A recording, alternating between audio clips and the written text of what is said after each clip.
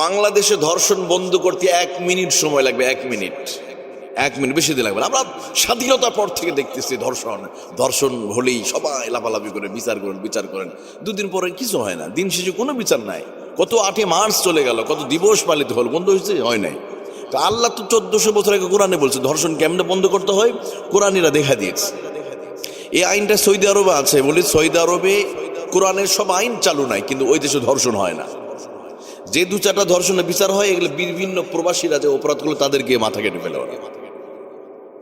আজকে ধর্ষক যারা আছে এদেরকে ধরে নিয়ে আসেন আপনারা, প্রকাশ্যে যে জেলা ওই জেলাতে কোন মসজিদের সামনে ইমাম তেলাওয়াত করবে, প্রকাশ্যে সবার সামনে এর শাস্তি নিশ্চিত করা হবে এবং ভিডিও করা হবে, পুরো ফেসবুকে ছড়িয়ে দেন আপনারা।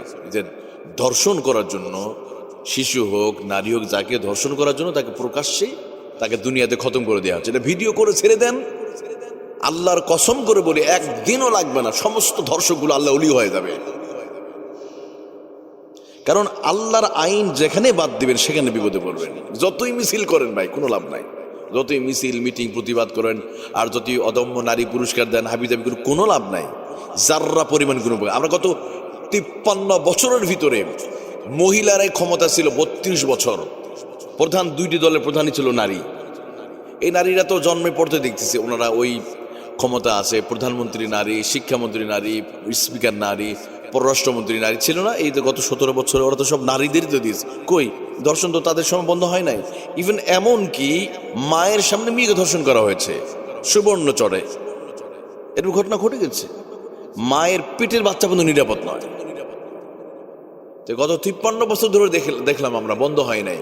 কারণ আমরা মানুষের আইন দিয়ে বারবার আমরা করেছি, বিচার বন্ধ হয় নাই, ধর্ষণ বন্ধ হয় নাই।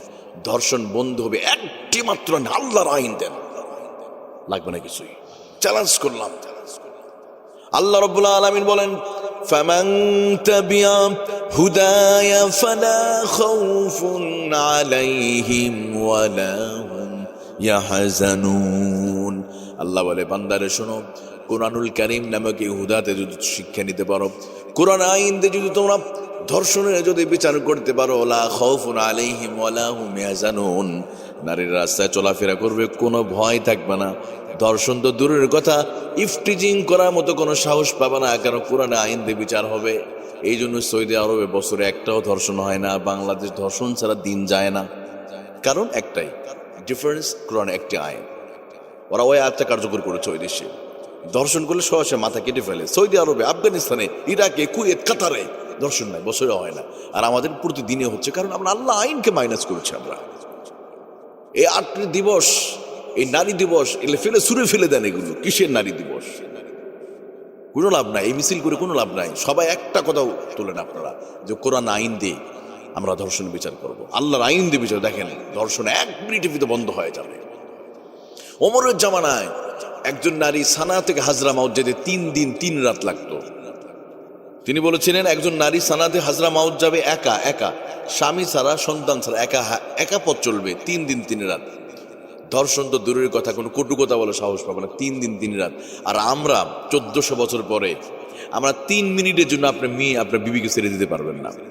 আর ওনার রাজত্ব এরিয়া ছিল অর্ধ পৃথিবীর প্রেসিডেন্ট, আর 56,000 বর্গ মাইলের ভিতরে সামান্য এতটুকু জায়গা, যে বাংলাদেশ লিখতেও জায়গা খুঁজে পাওয়া যায় না, এতটুকুর ভিতরেও আপনি 3 মিনিটের জন্য আপনি মেয়েকে ছেড়ে দিতে পারবেন না।